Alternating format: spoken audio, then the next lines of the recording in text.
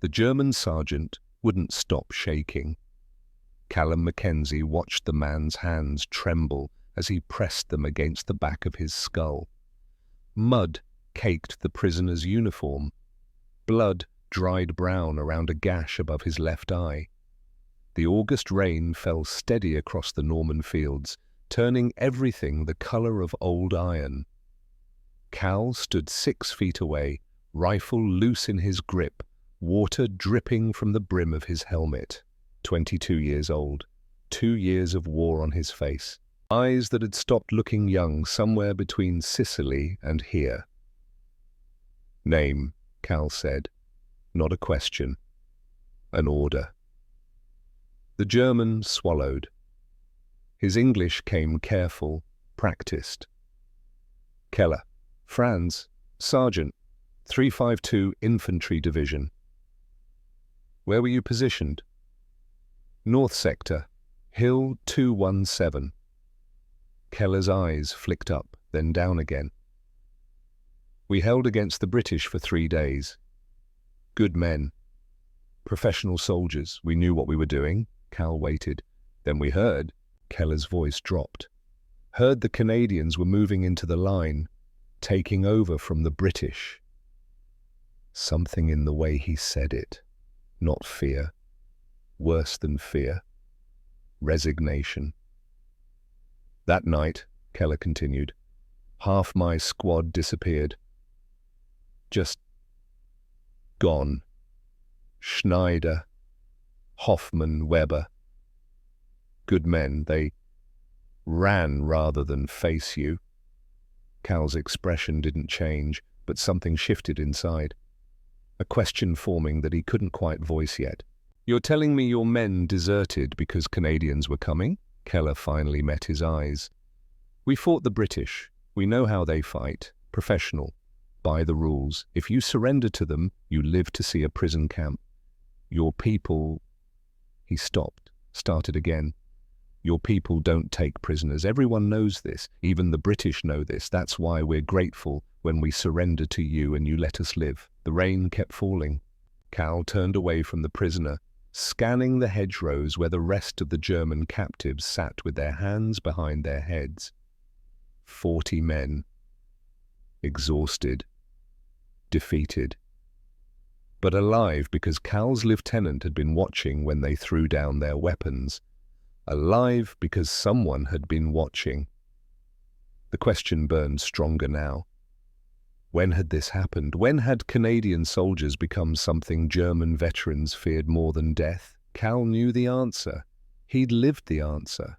But standing in that muddy field in Normandy, watching grown men shake with relief at being captured by the very soldiers their commanders warned them about, he understood for the first time what he'd become. And he understood he couldn't remember exactly when it had started. Dieppe. August 19th, 1942. That's where it started. That's where Callum Mackenzie stopped being a farm boy from Nova Scotia, 20 years old, fresh uniform. The smell of sea salt and diesel fuel as the landing craft cut through the dark water toward the French coast. Brennan O'Sullivan sat next to him, 19, red hair plastered under his helmet, grinning like they were heading to a dance instead of a raid that would rewrite the manual on how not to conduct amphibious assaults. "Think the girls in France are pretty as back home, Cal?" "Shut up, Bren." But Bren kept talking because that's what Bren did. Talked to cover the fear. Talked because silence meant thinking and thinking meant imagining the bullets and the blood and the ramp dropped. The world exploded into sound. Cal remembered fragments, never the whole picture, just pieces that came back in dreams for the next 3 years. The beach, stone instead of sand, loud. Everything so loud his ears stopped working right and all sound became the same high-pitched whine. The cliff, sheer rock face, impossible to scale. The planners back in England had called it lightly defended. The Germans on top of that cliff with machine guns and mortars disagreeing with that assessment. Water turning red, bodies in the surf, some floating, some trying to crawl up the stones, some just still. Cal made it to the seawall. Don't know how. Don't remember running. Just remember suddenly being pressed against wet rock, with rounds sparking off stone inches from his face, and someone screaming for medic and someone else screaming for Mother and Bren right there beside him saying, "We gotta go back, Cal. We gotta get off this beach." They tried. God, they tried. The boats were burning. The tanks were burning. The air was burning with tracer rounds and smoke and cordite. Cal and Bren ran back toward the water because that was the only direction left that wasn't German machine guns. That's when Cal saw him. Corporal Morrison from C Company, hands up, rifle on the ground, surrendering to 3 German soldiers who'd come down from the cliff. Cal watched Morrison smile, watched him say something. Probably camarade, probably thought it was over. Watched the German sergeant shoot him in the chest. Morrison fell. The German stepped over him. Moved on to the next cluster of Canadians trying to surrender. Cal grabbed Bren, pulled him toward a destroyed landing craft. They hid in the wreckage until dark, until the shooting stopped, until the boats that were left came back for whoever was still breathing. 50 men from their company went ashore at Dieppe. 11 came back. On the ship returning to England, Cal sat in the dark below decks, Bren next to him, neither speaking. Finally, Bren said what they were both thinking. Morrison had his hands up. Cal nodded. "They shot him anyway." Cal nodded again. Bren's voice went hard, harder than 19-year-old voices should sound. "Next time we fight these bastards, Cal, I ain't giving them the chance." Cal didn't argue, didn't know yet that there wouldn't be a next time for Bren, that Bren would die 6 months later in a training accident in Scotland. Truck rolled, broke his neck, didn't even get to fight the war he'd stopped being young for. But sitting in that dark hold, listening to wounded men groan and the ship's engines throb, something changed in Cal Mackenzie. He'd gone to Dieppe thinking war had rules. Thinking soldiers fought soldiers and you could surrender when you lost and everyone went home eventually. He left Dieppe knowing different. He left Dieppe knowing hesitation killed you faster than bullets. Sicily, July 1943. Cal's hands didn't shake anymore. 21 years old now, older than that, the kind of old that has nothing to do with birthdays. The Canadian 1st Division landed at Pacino on the southern coast. Met German resistance immediately, nothing like Dieppe. This time they had support, air cover, naval guns, a plan that made sense. This time they had Sergeant Rowan Garvey. Garvey was 27, looked 40. From County Cork originally, immigrated to Toronto in 38, joined up in 39 when Britain declared war. Survived Dunkirk. Survived being pulled from the beach and sent to train Canadian recruits who'd never seen combat. Now those recruits were veterans, and Garvey led them inland through Sicilian hills that smelled like dust and lemons and death. "Speed is armor," Garvey said, not shouted, just stated, like he was reading the weather. "Jerry gets his guns positioned, he'll cut us apart. We move fast, he can't set up, can't aim, can't kill what he can't track." They moved fast. The British unit to their left moved methodical, proper, artillery preparation lasting 2 hours, infantry advance by the book. Consolidation at every objective. Garvey watched them through binoculars and spat. "Look at that." Giving Jerry time to think, time to react, time to kill. He lowered the glasses, looked at Cal. "We don't give them time, understand?" Cal understood. At Leon Forte they proved it. German positions in the hills, machine gun nests, mortars, good defensive ground, the kind of position that should take days to reduce. The British attacked from the west, proper artillery prep, textbook assault, stalled after 200 yards, dug in, requested more support. Garvey led the Canadians from the east, 20 minutes of artillery, then infantry and tanks together. Sherman tanks with infantry running beside them, using the armor for cover, moving fast like Garvey taught them. Germans opened fire, men fell, the ones still standing kept running. Cal saw his first German up close on the outskirts of Leon Forte. Teenager, maybe 17, maybe younger, hard to tell under the dust and fear. The kid's rifle jammed. He threw it down, hands up, eyes wide. "Kamerad," the kid said. "Kamerad, bitte." Cal shot him, didn't think about it, didn't hesitate. Saw the uniform, saw Morrison falling on Dieppe Beach, saw Bren, who'd never gotten his revenge because some truck driver took a turn too fast in Scotland. Saw the uniform and pulled the trigger. The kid fell. Cal stepped over him, kept moving. Leon Forte had more Germans, and more Germans meant more chances someone else would shoot first if Cal hesitated. They took the position in 6 hours, cost them 40% casualties, but they took it. The British were still fighting for their objective 2 days later. That night, sitting in a ruined house that smelled like smoke and olives, Garvey passed Cal a canteen of water. "Saw what you did today?" Cal said nothing. The kid who tried to surrender, Cal drank, handed the canteen back. "He would have shot me if his rifle worked." "Maybe." Garvey's face was unreadable. "Maybe not. Doesn't matter now." He paused. "You feel bad about it? Did he?" Cal tried to examine his feelings like a priest had taught him back in Nova Scotia. Tried to find guilt or shame or regret. Found something else instead. Pride. He'd survived. He'd won. He'd done what needed doing without hesitation. And he was alive, and the German kid wasn't, and that's how war worked. "No," Cal said. "I don't feel bad." Garvey nodded. Good. Bad feelings get you killed, remember that." And a week later, Canadian intelligence found a German report in a captured command post. Cal never saw it himself. Heard about it from officers who had.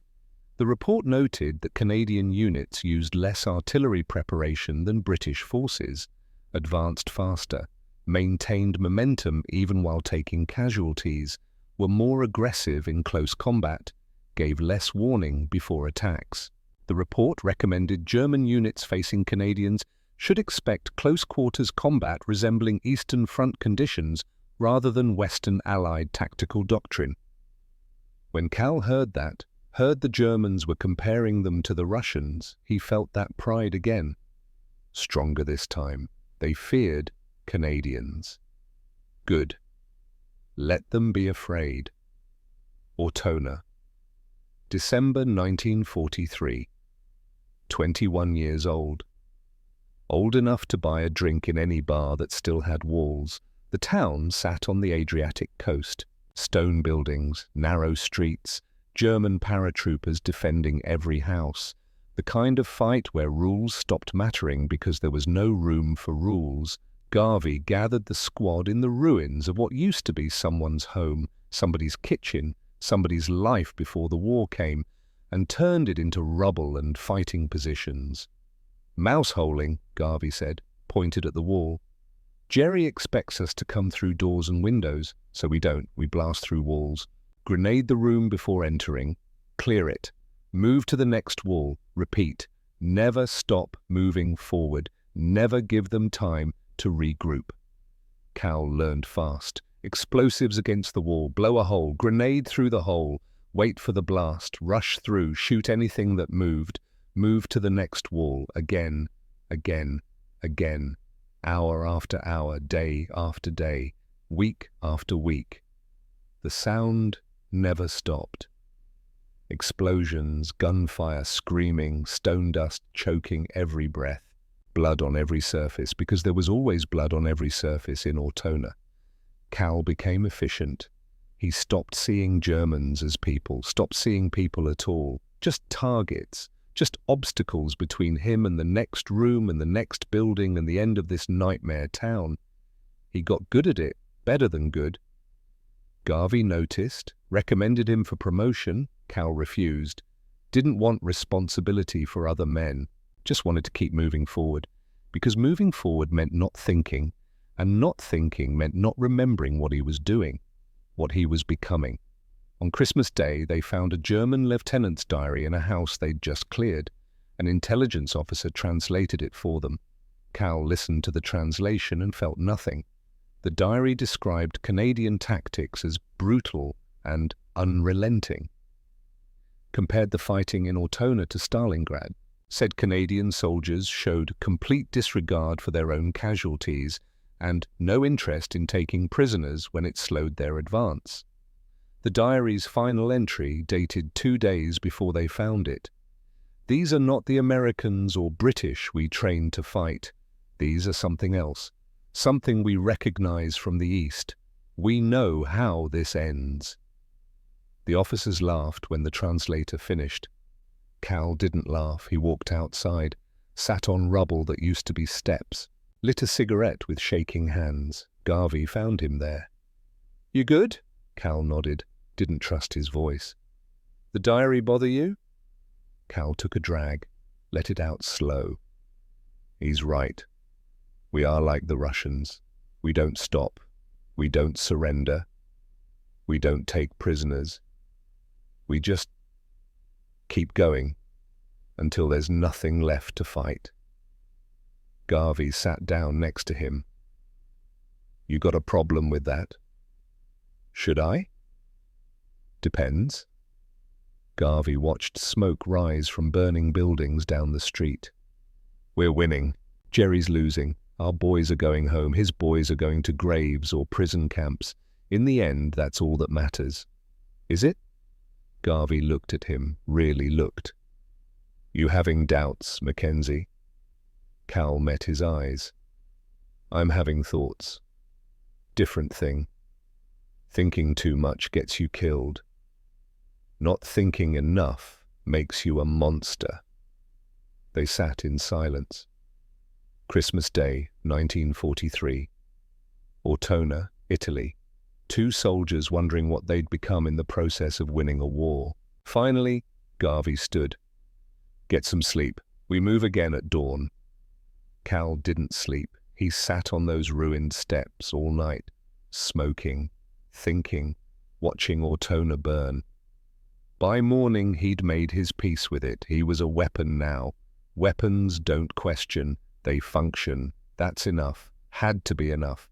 June 1944, England. 22 years old, 3 medals on his chest, none of them for compassion. The division was staging for the invasion. Everyone knew it was coming. Didn't know when or where, but knew it was big, and knew it would be bloody, and knew that some of them wouldn't see July. Cal stood in formation when Field Marshal Richard Ashford came through to inspect the troops. Ashford was 57. Career soldier, smart, cold. The kind of commander who studied casualty reports like they were weather forecasts, noting patterns without emotion. He stopped in front of Cal, looked at the medals, looked at Cal's face, saw something there that made him pause. "Corporal Mackenzie." "Sir?" "You were at Dieppe." "Yes, sir." "Sicily, Ortona." "Yes, sir." Ashford studied him. "I've read reports about you, about your unit. The Germans have started calling you the ones who don't stop." Cal said nothing.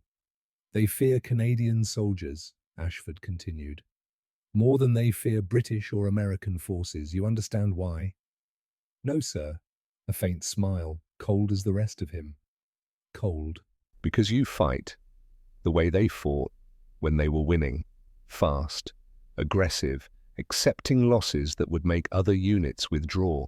It's effective, tactically sound." The smile faded. "It's also dangerous. Not to the enemy. To you."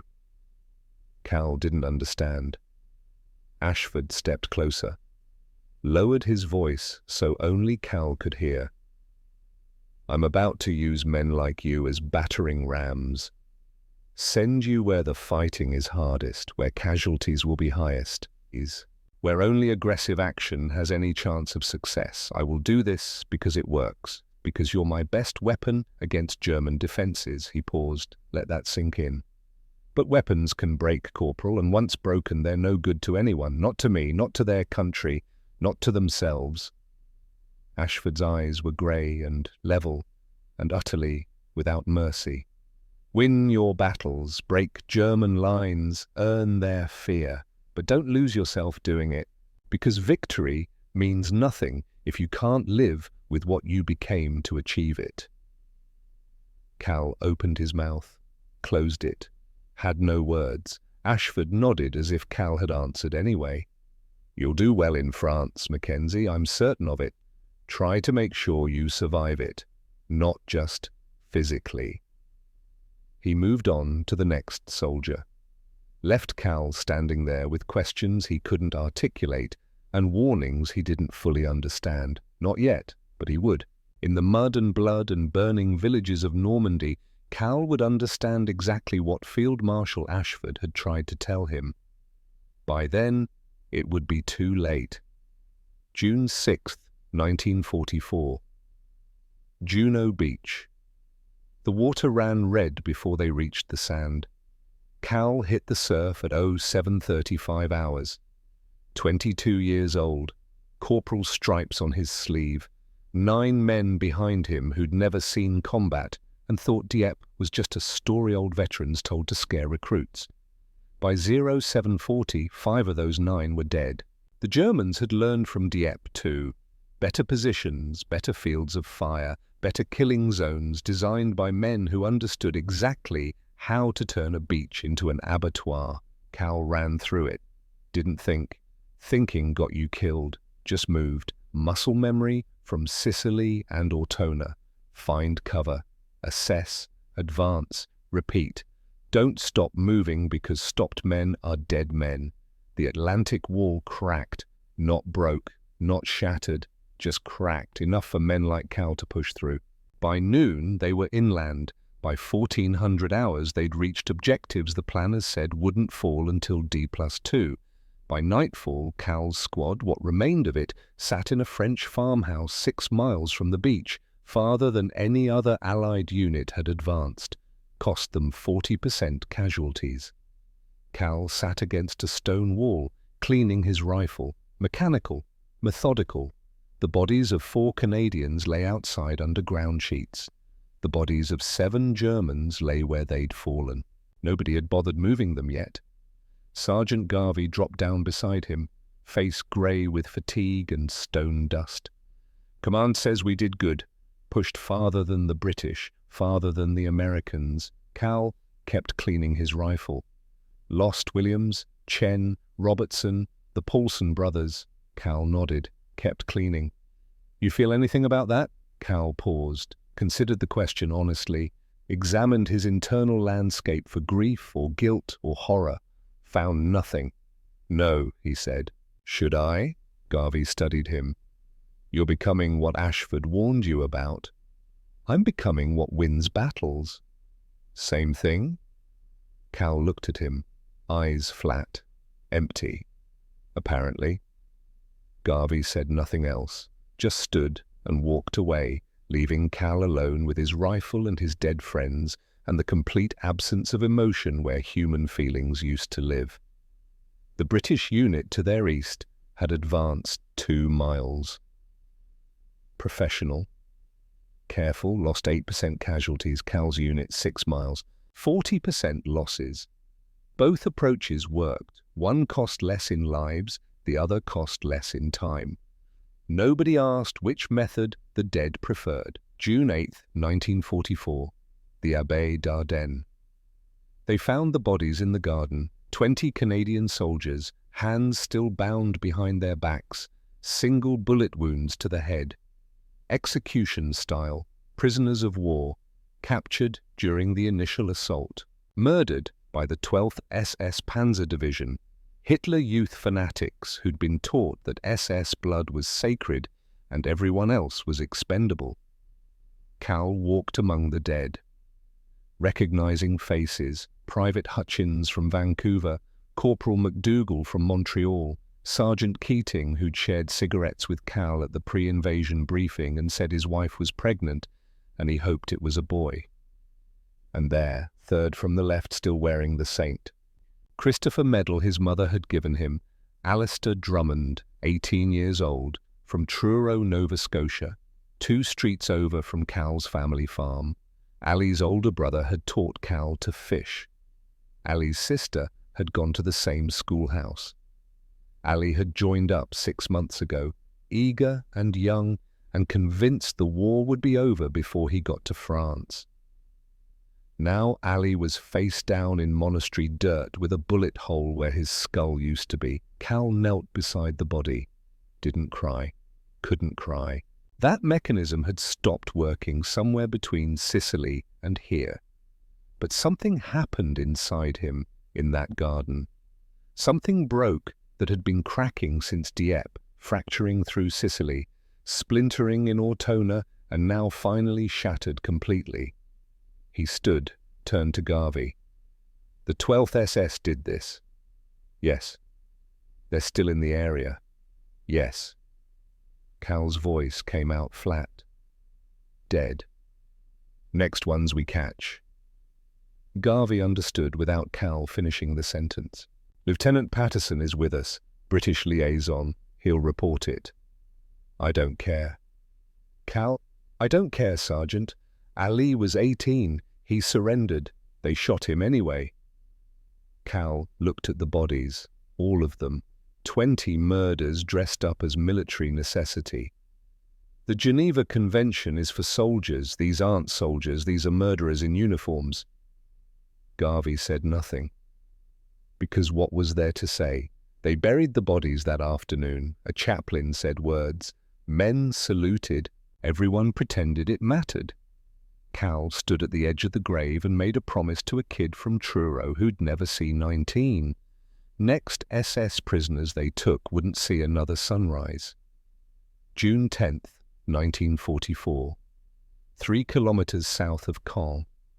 4 German soldiers emerged from a bunker with their hands up. Young, teenagers, Waffen-SS insignia on their collars. The twisted runes that marked them as 12th Panzer Division, Hitler Youth, the same unit that executed Ali. Cal's squad had them surrounded. 8 Canadians, 4 Germans. The mathematics simple. The Germans knew it too, knew exactly what unit had captured them. One of them was crying, another praying. The third kept saying "camarade" over and over like a magic word that would save him. The fourth just stared at Cal with eyes that had already accepted death. Lieutenant Patterson pushed forward. British. 25 years old, professional soldier from a professional army, by the book, by the rules. Corporal Mackenzie, secure the prisoners, we'll need them for intelligence. Cal didn't move. Mackenzie, that's an order. Cal looked at Patterson, then at the Germans, then at Garvey, who'd gone very still and very quiet. They're 12th SS, Cal said. I can see their insignia. They executed 20 of our men 2 days ago.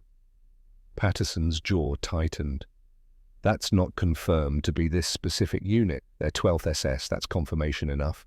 Deet, we don't execute prisoners based on unit affiliation, that's a war crime. Cal turned fully to face Patterson. So is shooting bound POWs in the back of the head. Where's the tribunal for that? That's not how, Line them up, Cal said to his squad. 3 men moved immediately. Veterans, Sicily, Ortona, men who'd been at the Abbaye and seen what the 12th SS did to surrendered Canadians. Patterson grabbed Cal's arm. I'm ordering you to stand down. Cal shook him off. Not roughly, just firmly. You want to stop me, Lieutenant? You'll have to shoot me, because I'm not letting them walk away after what they did. Mackenzie, think about... I am thinking. I'm thinking about Ali Drummond, 18 years old, shot while kneeling. I'm thinking about Sergeant Keating, who's never going to meet his son. I'm thinking about how the Germans fear us more than they fear you, and this is why. The 4 SS soldiers stood against a stone wall, hands behind their heads. The crying one had wet himself. The praying one's lips moved silently. The one who kept saying, "camarade," had gone quiet, finally understanding the word carried no weight here. The 4th one still just stared, waiting. Cal raised his rifle. Patterson stepped between them. You do this, I report it. Court-martial, execution for war crimes. Your family back in Nova Scotia gets a letter saying you were hanged for murder. Cal met his eyes. Then you better spell my name right in the report. He sidestepped Patterson. The Germans understood English well enough, understood what was about to happen. The youngest one, 17 maybe, baby fat still on his cheeks despite months of war, started screaming. Not words, just sound, terror in its purest form. Then one word, clear and desperate and human. Mutter! Mother, Cal shot him first, then the second, then the third, then the fourth. 4 shots, 4 bodies. 4 lives ended because Cal Mackenzie decided the rules didn't apply anymore. The silence afterward was complete. Cal lowered his rifle, hands steady, face expressionless. Something fundamental had changed inside him, and he could feel it happening, and he couldn't stop it, and he didn't want to. He turned to Patterson. "Write your report, Lieutenant." Patterson stared at him. Horror and disgust, and something else. Recognition, maybe. Recognition that he was looking at what combat did to men when it burned away everything civilized and left only the killing machine. "You're a murderer," Patterson said quietly. "Yes," Cal agreed. "But I'm alive and Ali Drummond isn't, and 4 SS bastards who would have done it again aren't either. So that's mathematics I can live with." He walked away. Garvey followed, said nothing. Because what was there to say? Behind them, Patterson stood among the bodies, already composing his report in his head, already knowing it would go nowhere because Field Marshal Ashford needed men like Mackenzie to break German lines, and you didn't court-martial your best weapons in the middle of an invasion. That night, Cal sat alone, cleaned his rifle, thought about the boy who'd screamed for his mother, wondered if his own mother back in Nova Scotia would recognize what her son had become, decided it didn't matter. Weapons don't need recognition. They need targets. Cal had become very good at finding targets. June 15th, 1944. Field Marshal Ashford's headquarters. Cal stood at attention in a room that had probably been a school before the war. Maps covered every wall. Officers moved between them like priests tending altars. Ashford sat behind a desk. Patterson stood to one side, Garvey to the other. Nobody spoke for a full minute. Finally, Ashford looked up from the report in front of him. "Lieutenant Patterson has filed a detailed account of an incident on June 10th involving you and 4 German prisoners. He alleges you executed them after they surrendered." Cal said nothing. "He's willing to testify at a court-martial. Has witnesses, has the bodies." Still nothing. Ashford set the report down. "Do you dispute his account?" "No, sir." "So you admit to executing 4 POWs in violation of the Geneva Convention and the laws of war?" "Yes, sir." "Why?" Cal met his eyes. "They were 12th SS, same unit that murdered 20 of our men at the Abbaye, including Private Drummond from my hometown, 18 years old. Shot in the back of the head while bound. And you decided that justified executing 4 different soldiers who may not have been involved in that specific incident. They wear the same insignia. That's involved enough." Ashford leaned back, studied Cal like he was a piece of equipment being evaluated for continued use. "I warned you," he said finally, "before the invasion, told you not to lose yourself winning battles." "Yes, sir." "You didn't listen." "Respectfully, sir, I listened. I just disagreed." Something like respect flickered in Ashford's eyes. "Explain."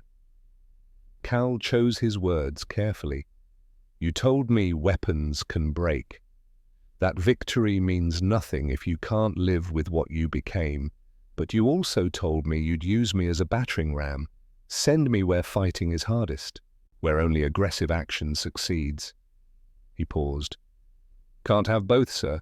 Can't ask men to be killers when you need killers, then judge them for killing when it's inconvenient."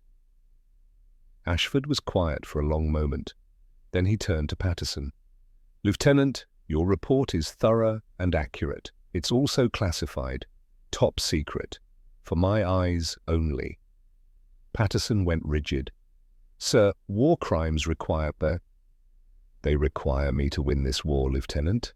I need men who'll break German defenses regardless of cost. Corporal Mackenzie is one of those men. I will not court-martial my most effective weapon because he used excessive force against an enemy unit known for atrocities. This sets a precedent. The precedent was set at the Abbaye. The Germans don't take our prisoners. We respond in kind. That's the war they chose. We're just fighting it." Patterson's face flushed.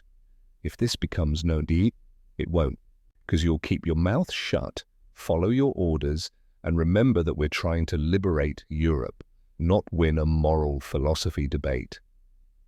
Ashford turned back to Cal. "You're not being charged. This conversation never happened. That report will be destroyed." His voice went cold. "But understand something, Mackenzie. I'm protecting you because I need you. The moment that changes, the moment your usefulness is outweighed by the liability you represent, I will throw you to the wolves without hesitation. Are we clear?" "Yes, sir."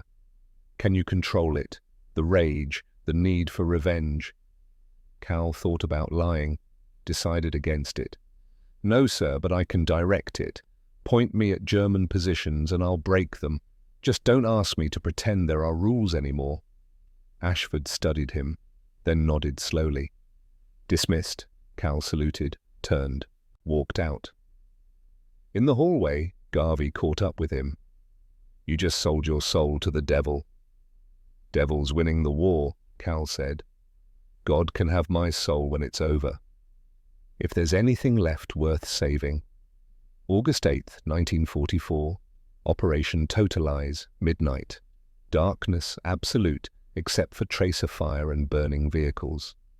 Cal led his squad through German lines in a night attack that military historians would later call unprecedented and suicidally aggressive.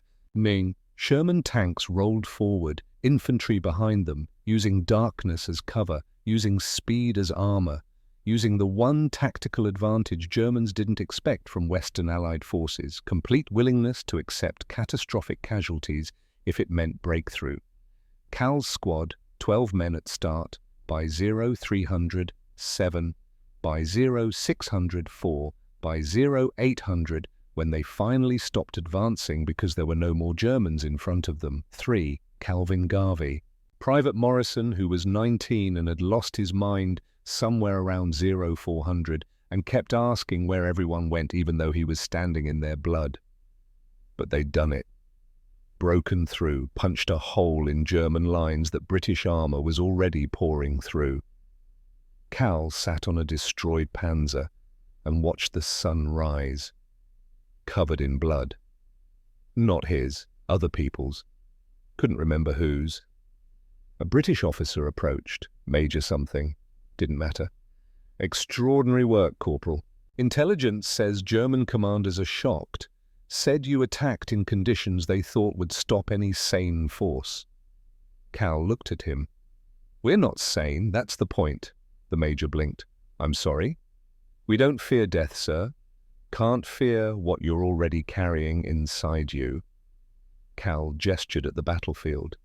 "Germans trained to fight soldiers. We're not soldiers anymore. We're ghosts, already dead. Just haven't stopped moving yet." The Major backed away slowly. Like Cal had said something disturbing, like looking at Cal too long might be contagious. Garvey sat down next to him. "You believe that, what you just said?" Cal nodded. Don't you?" Garvey was quiet. Then, "Yeah, I do. Somewhere between Dieppe and here we stopped being men and started being weapons. Can't unfire what you've become." They sat in silence, watching British tanks advance through the gap Cal's squad had bought with blood.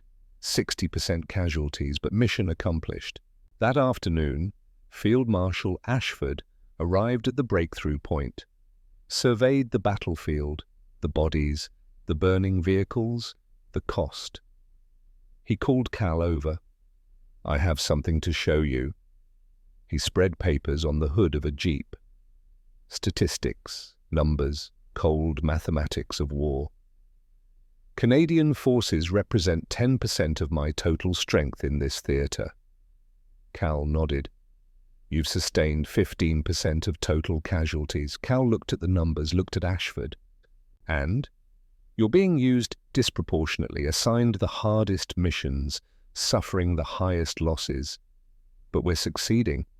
At what cost, Mackenzie? Your breakthrough success rate is highest in theatre, but your casualty ratio, German to Canadian, is less favourable than British units. You kill them, yes, but they kill you nearly as fast. Cal studied the numbers, saw the truth in them. We trade blood for ground, British trade time for ground, different approaches. Is it worth it? Cal looked at the battlefield. At Morrison, who'd stopped asking questions and just stared at nothing, at the ground sheets covering what remained of his squad. Depends who you ask, sir. I'm asking you. Cal met his eyes. Ask me when the war's over, if I'm still alive, if I can still feel anything, then maybe I'll have an answer. And if you can't, then I guess the question doesn't matter, does it? Ashford looked at him for a long moment, then folded the papers. You're becoming exactly what I warned you against. You're using me exactly as you planned to. We're both getting what we wanted. Are we? Ashford's voice was quiet. Because looking at you, Mackenzie, I'm not sure victory is what either of us will end up with. He walked away. Cal stood alone among the dead. 22 years old, winning battles, losing himself. Exactly as predicted, exactly as planned, exactly as unavoidable as the next assault, and the next, and the next, until the war ended or he did. Whichever came first. October 1944, the Scheldt, water everywhere, not the ocean kind that moved and breathed, the stagnant kind, flooded fields turned into swamps that swallowed men whole, mud that sucked boots off feet, cold that worked into bones and wouldn't leave. Cal was 22 years old and so tired he'd forgotten what rest felt like. His platoon, he was sergeant now, battlefield promotion after Garvey took shrapnel at Falaise, consisted of 18 men. 3 were veterans from Normandy, the rest were replacements, kids, 18, 19, fresh from training camps in England where instructors had taught them tactics and discipline, and nothing about what it actually felt like to kill a man or watch your friends drown in flooded ditches. They looked at Cal like he could save them. Cal couldn't even save himself. Sergeant Mackenzie. He turned. Private Ellis, 19, from Manitoba, 3 days in country, still had the fear in his eyes that came before the first real fight, before you learned that fear was just another weight you carried. Yes, Private. The other men, though? They're saying this sector should have gone to a British division, that we always get the worst assignments. Cal looked at him. Really looked. Saw himself at Dieppe, young, scared, still believing war made sense. They're right, Cal said. Ellis blinked. Sir? Command sends us where the fighting's hardest, where casualties will be highest, where British divisions would take too long or lose too many men. Their country can't afford to lose. Cal lit a cigarette with hands that had stopped shaking years ago. We're the battering ram. That's the job. You got a problem with it? I thought we were all on the same side. We are, just some of us are more expendable than others. He walked away, leaving Ellis with an answer that was true and terrible and useless. That night, Cal sat alone in a destroyed barn, cleaned his rifle, mechanical, ritual. The same thing he'd done every night since Sicily. Garvey found him there. Arm in a sling from Falaise, supposed to be evacuated to England for recovery, had refused, stayed with the unit because sergeants didn't abandon their men even when their men were mostly ghosts. You're not connecting with them, Garvey said. Cal didn't look up. No. They need leadership, guidance. They need to survive. I can't teach that. You survived. Did I? Cal set the rifle down, looked at Garvey. You really think I'm still here, Rowan? Or did I die somewhere between Ortona and now and just haven't noticed yet? Garvey had no answer, because the answer was written in Cal's eyes. Empty, flat. The eyes of a man who'd traded his humanity for tactical success and didn't even remember making the deal. How many? Garvey asked quietly. How many what? Men. How many have you killed since Dieppe? Cal thought about it, really tried to count, lost track, somewhere around 40, maybe 50. Hard to remember individual faces when you'd stopped seeing faces and started seeing targets. Don't know, he said finally. Does it matter? It should. But it doesn't. Cal picked up his rifle again, started reassembling it. That's the problem, isn't it? It should matter. I should feel something. Guilt, remorse, horror, something human, but there's just... He paused, searched for the word. Nothing, just empty space where feelings used to live. Garvey sat down beside him. Two men who'd seen too much, done too much, survived too much. War's almost over, Garvey said. Intelligence says Germany's collapsing. Few more months, maybe less. And then what? Then we go home. Cal laughed, no humor in it. Home to what? To who? You think there's a place for men like us in a world that doesn't need killers anymore? Garvey had no answer for that either. November 3rd, 1944, after the Scheldt. The operation was over. The approaches to Antwerp cleared, cost the Canadians 6,367 casualties to do what British divisions could have done slower and safer and with less blood. Cal's platoon, 18 men at the start, 7 at the end. He wrote letters to the families, 11 letters saying their sons died bravely. 11 lies because there was nothing brave about drowning in Dutch mud or bleeding out in a flooded field, screaming for mothers who were 3,000 miles away. After the 11th letter, Cal put down his pen and walked outside. Private Ellis found him an hour later, still standing in the same spot, staring at nothing. Sergeant, you okay? Cal turned, looked at Ellis, one of the 7 who'd survived, pure luck, no skill involved. Just random chance that the shell landed 3 feet left instead of right. Ellis? Sir? Why do you think we're still doing this? Ellis frowned. Sir? The British have divisions resting, refitting, getting ready for the final push. We keep fighting, every operation, every assault. We're at 40% strength, and they keep using us like we're fresh. Cal's voice was flat. Dead.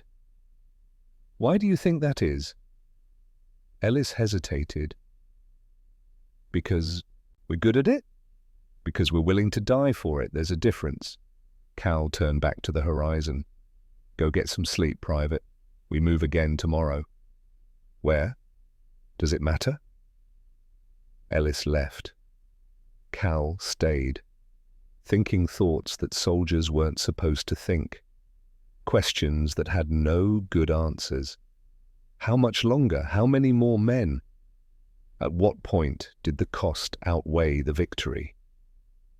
He didn't know. Wasn't sure he cared anymore. February 12th, 1945. Rhineland. The planning room was full of maps and pins and coloured markers representing units and objectives and all the careful mathematics of organised violence.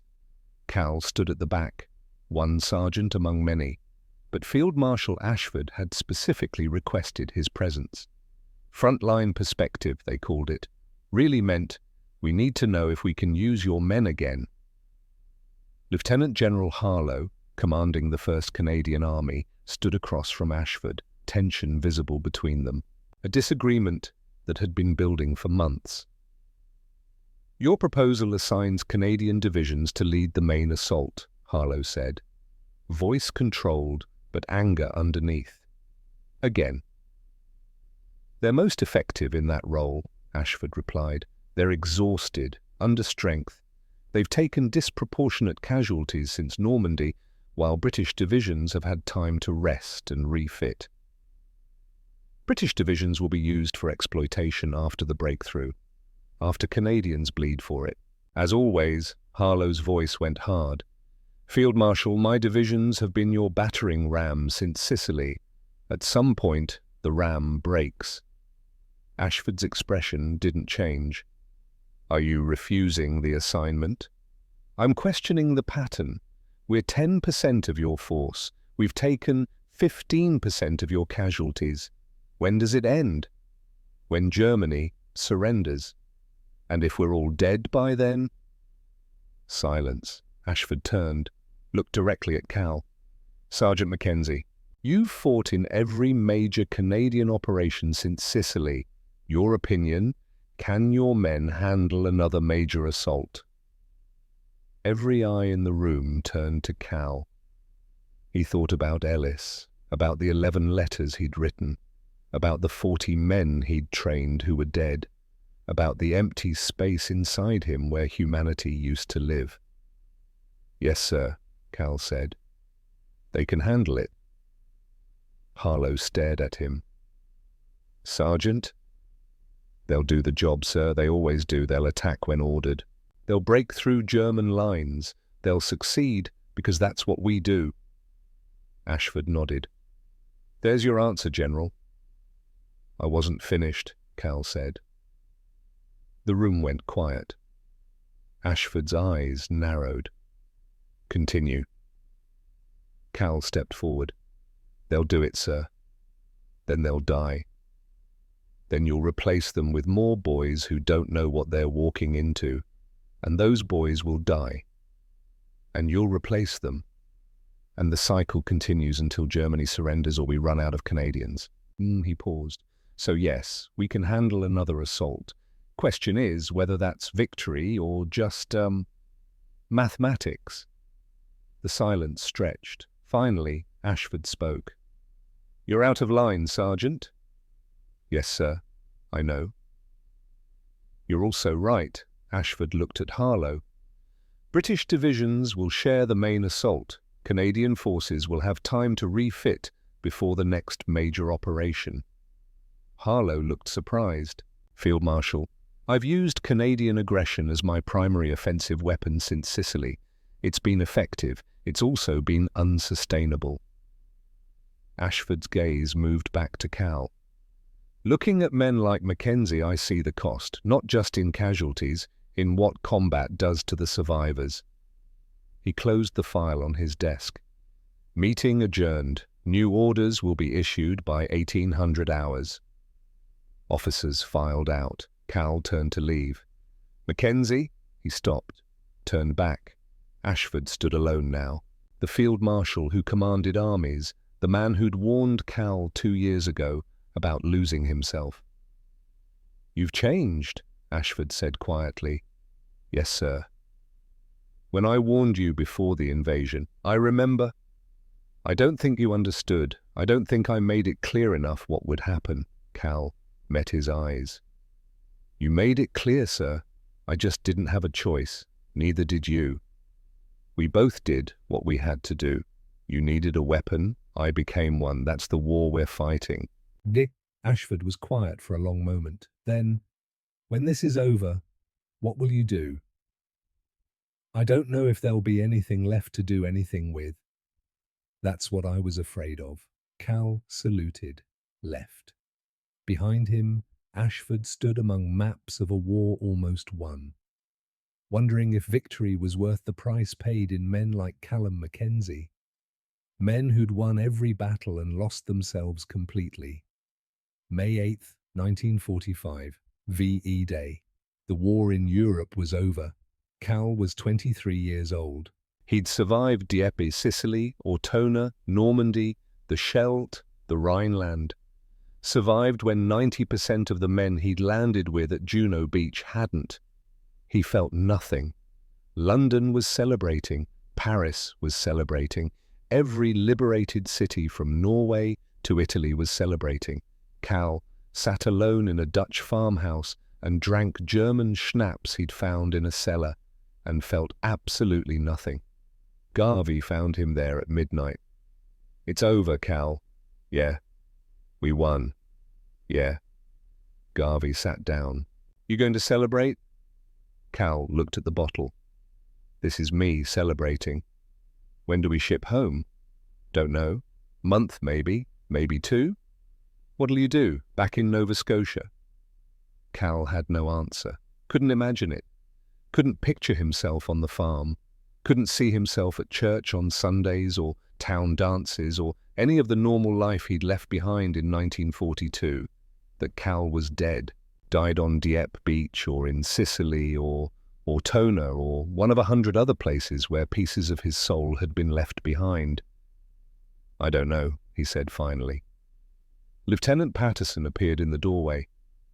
The British officer who'd witnessed Cal execute 4 SS prisoners, who'd filed the report that went nowhere, who'd watched Cal become something monstrous in the name of tactical necessity. "Mackenzie." "Lieutenant, I'm heading back to England tomorrow. Wanted to, I don't know, say something." Cal waited. Patterson struggled with words. "What you did, what you became, I judged you for it, reported you, thought you were a criminal." "I was, am.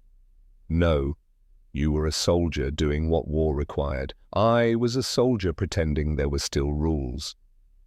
Patterson looked older than 25.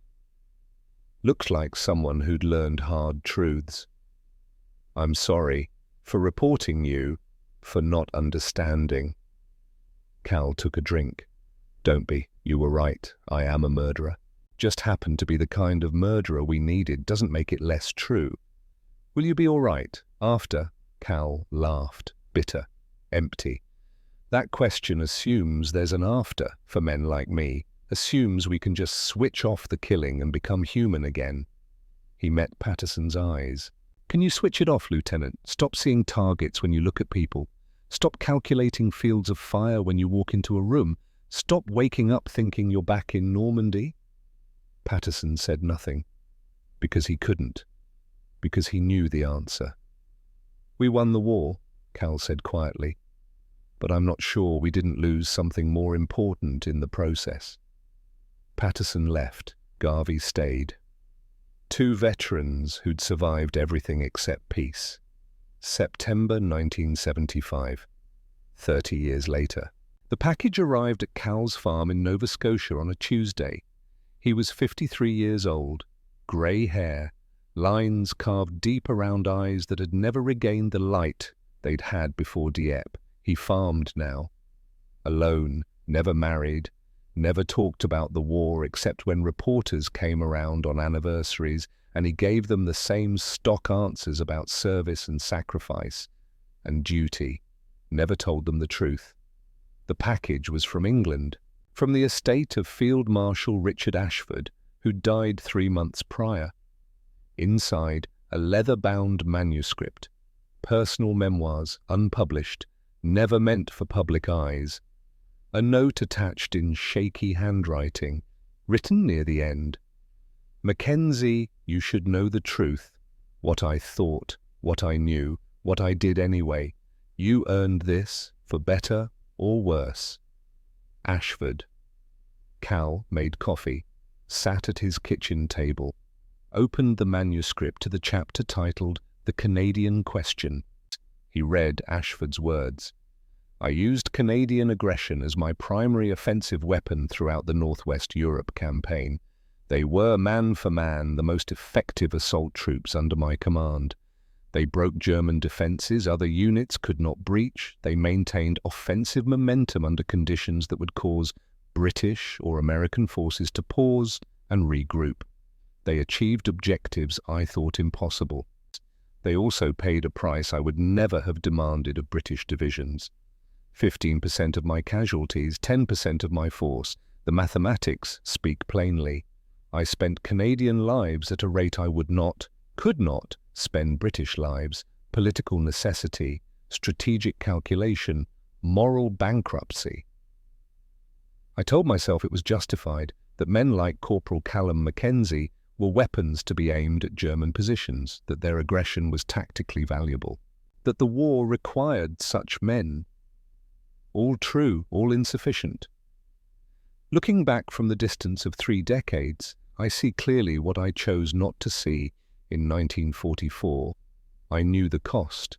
I knew what combat was doing to men like Mackenzie. I knew they were losing themselves with every battle. I knew it was unsustainable. I used them anyway. Not because there was no alternative, but because the alternative required British divisions to take higher casualties, required the war to last longer, required political costs I chose not to pay. So I paid in Canadian lives instead. Men like Mackenzie earned German fear through methods that violated the laws of war and principles I claimed to defend. I protected them from prosecution because I needed them. When they became too damaged to function, I replaced them. The machine kept running on blood I pretended not to see. Tactically brilliant, strategically sound, morally inexcusable. We won, but men like Mackenzie lost something that victory cannot restore. They gave their souls to break German lines, and I took that offering, knowing exactly what I was taking. History will call me a great commander. It should also call me what I was, a man who knew the price of victory and chose to pay it with other men's humanity. I owe them truth. If nothing else, I owe them truth. Cal closed the manuscript, sat in silence. 30 years since VE Day. 30 years trying to forget, trying to be normal, trying to feel human again. 30 years failing. He stood, put on his coat, drove to the War Memorial in Halifax. Evening, quiet, just Cal and stone monuments, listing names. So many names. Men from Nova Scotia who'd never come home. Men who had come home but never really left the war. A young man approached, early 20s, journalism student, recording device in hand. "Excuse me, sir, are you a veteran?" Cal nodded. "I'm doing a project on Canadian military history. The reports from World War II say that German soldiers feared Canadian troops more than British or American forces. Is that true?" Cal looked at the memorial, at the names, at his own reflection in the polished stone. "Yes," he said, "it's true. That must make you proud, being part of a unit that earned that kind of respect." Cal turned to face the young man, looked at him directly, let him see the eyes of someone who'd paid the full price of that respect. "Kid, you want to know why they feared us?" "Yes, sir." "They feared us because we stopped being human. We didn't fight like soldiers anymore. We fought like men who were already dead and just hadn't stopped moving yet. Can't frighten a ghost, can't break someone who's already broken, can't kill what's already given up on living." The young man's smile faded. "We won battles by accepting losses no sane commander would take. We took ground by sacrificing men other armies would have tried to save. We earned fear by becoming the thing we were fighting against, ruthless, relentless, and empty of everything except the mission." Cal's voice went quiet, final. "That's not pride, son. That's tragedy. We were 20 years old, and they turned us into killers. We were farmers and fishermen, and they made us into weapons. We won the war, but we lost ourselves, and I'm still not sure that trade was worth it." He walked away, left the young man standing there with his recorder and his questions and his assumptions about glory. Behind him, the memorial stone reflected the setting sun. Names upon names upon names, men who'd given everything, men like Cal who'd survived but lost something victory could never restore. The war had ended 30 years ago. For Callum Mackenzie it was still going, would always be going, Some battles you win, some you lose, some you survive. He'd survived. That was supposed to be enough. It wasn't. It would never be enough.